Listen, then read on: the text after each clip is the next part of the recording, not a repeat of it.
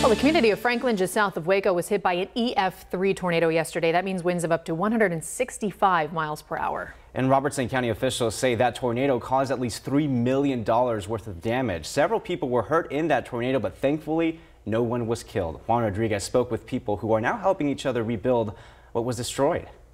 Despite the devastation, the words "we will rebuild" is mumbled among many people around this neighborhood. Now, the old renters of this home say they are very overwhelmed by the amount of support they've received from people from all across Central Texas. Oh, yeah. All right, that's good right there. Right. It's just like 1 minute you're normal and the next minute you're homeless.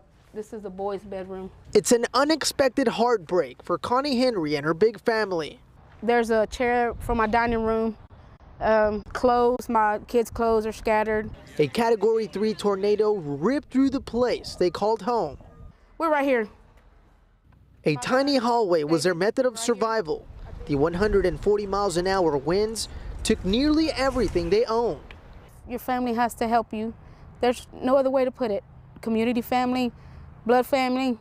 We're a group of people that just want to help. Jason Glass is the creator of the group's 7-slot response team. We're always helping each other out within our community, not just Jeep owners, but everyone. It's a group of Austin-based Jeep owners using their manpower to help.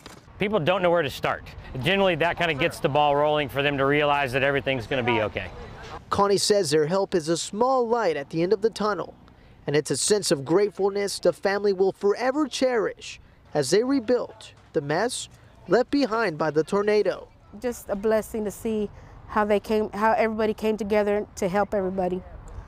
Now, this family also received a little support from the Salvation Army and the American Red Cross, but as for now, they'll have to find another temporary spot for them to call home. In Franklin, Juan Rodriguez, KVUE News.